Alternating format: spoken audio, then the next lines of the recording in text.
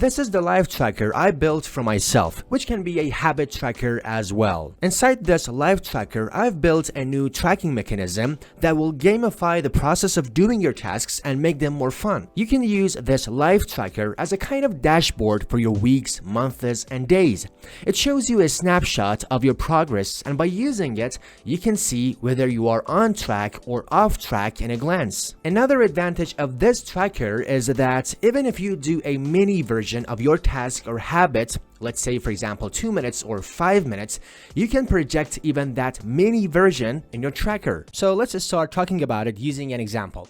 For example, let's suppose that you want to track a kind of habit like, for example, reading or whatever it might be. Reading is just an example, but it can be other habits or other routines as well. But now for the sake of simplicity, let's suppose that you want to track your reading habit. So actually the first step is defining a mini version. What do I mean by mini version? In this tracking system, we want to be able to even track 2 minutes of the thing that we are going to do. For example, if we do 2 minutes reading, 2 minutes of reading, or if we do 2 minutes of our habit or our routine or the thing that we want to track, we want to be able to even project that mini version, that 2 minute in our tracking system. Because you want to do so we are going to define a mini version. For example, I myself prefer to define that mini version as doing 2 minutes of that specific task. But you can define it in other ways as well. For example, you can define the mini version as, for example, doing 5 minutes of that specific task or 10 minutes or whatever you want to do, there's no problem. So the first step is actually defining the mini version. I'm going to define every 2 minutes of doing that specific task as a mini version. And because I want to gamify all this process, so I'm going to represent every 2 minutes, that specific mini version that we have defined earlier. So I'm going to represent every 2 minutes, which I'm going to do that specific task, as a coin. For every 2 minutes that I spend for that specific task or routine or habit, I'm going to earn a coin in this tracking system. In order to better understand all the stuff that we have covered so far, let's take an example.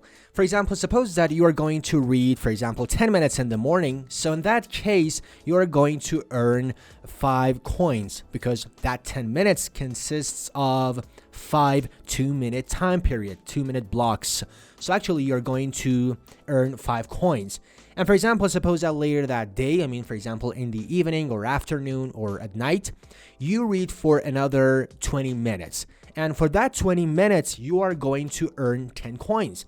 So 5 coin plus 10 coin, it would be 15 coins. But maybe you say, okay, I got it. I know that how you're going to define the coins. But the question is how you're going to track, how you're going to write down these coins, these scores, and these kinds of stuff in our tracker. It's very obvious that writing the number is not a good idea. So in my opinion, a better idea would be using some kind of symbols.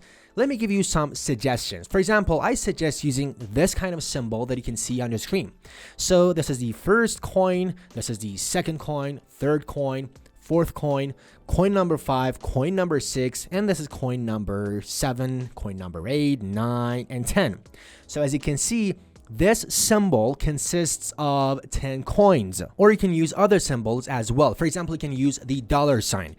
Here's a dollar sign, but if you see dollar sign like this, you can have this kind of thing as well, because this one is coin number 1, coin number 2, 3, 4, 5, and 6.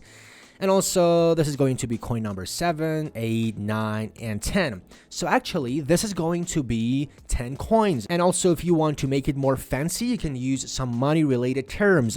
For example, for each of those coins, you can call them dime, because as you know, a dollar consists of 10 dimes. So each of those coins is going to be a dime, and each of these symbols is going to be a dollar. So do you remember our example? In our example, I said that suppose that in the morning I read for 10 minutes. So in that case, I earn 5 coins, and I should project that in my tracker. So in that case, I'm going to draw 5 strokes of that kind of symbol in my tracker.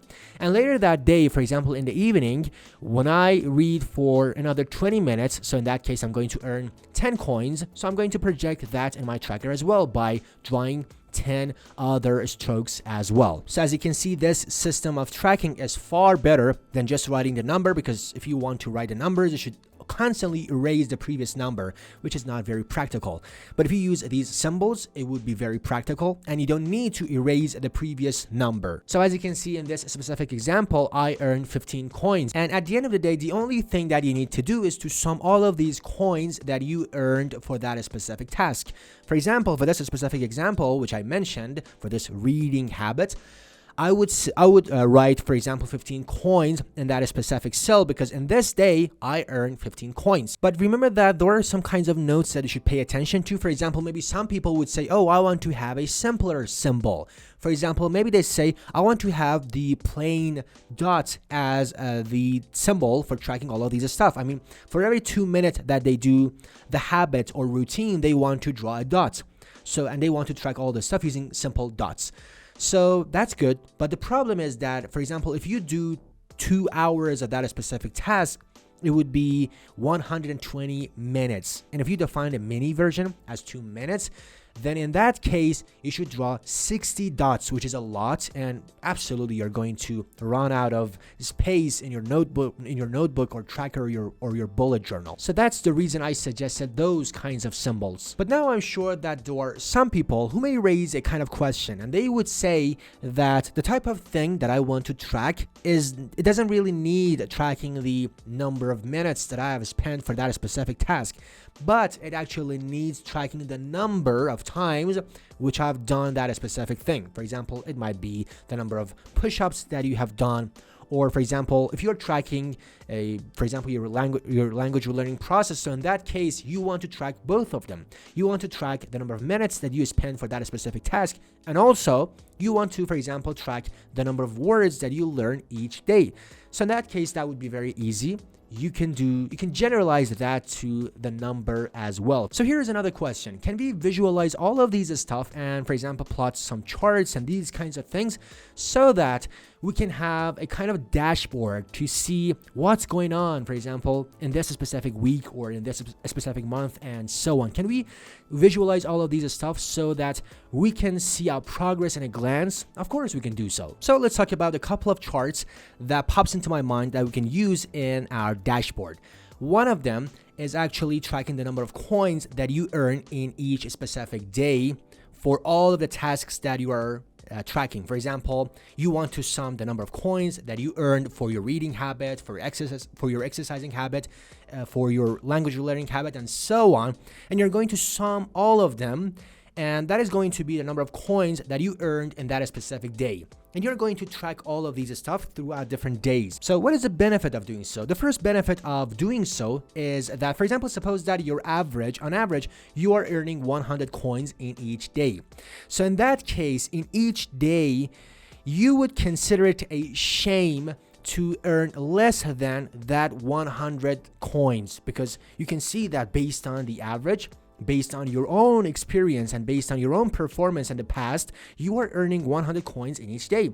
So it would be a shame for me. You wouldn't be willing to earn less than that specific number. I mean, your average. So you would be more willing to do more in order to increase that average, or at least maintain that average. And also, we can apply the same strategy for other similar charts as well. For example, maybe you want to only track the number of coins that you earn for your reading habit or language learning habit and so on. And you want to track the number of coins and the progress that you had for a specific habit or for a specific routine or task. And the third thing that you can use in order to visualize all of these stuff is to use a kind of wheel tracker. For example, in each of these lines in this wheel, you're going to write, for example, a habit or a task or whatever you want. Maybe you want to track a project or whatever it might be. It doesn't really matter. So in that case, you're going to project the number of coins that you earned in that specific time period in that wheel. And after that, you can see in a glance that in which areas of your life you have earned more coins. I mean, you have put more time in it, and in which areas of your life you have put less time in it. And it can give you a kind of feedback of how you're spending your time. For example, maybe you see, oh, I'm spending a lot of time on language learning. But on the other side, my first priority is not language learning. My first priority is this business-related task, which I'm spending the least amount of time on it, but I'm spending a lot of time for language learning. So actually, this kind of thing can project all of the things that you're doing on a chart, and based on that, you can get a big picture of what you're doing and how you're prioritizing your time. And here are 2 videos which I suggest you to watch as well, and don't forget to subscribe for more videos like this.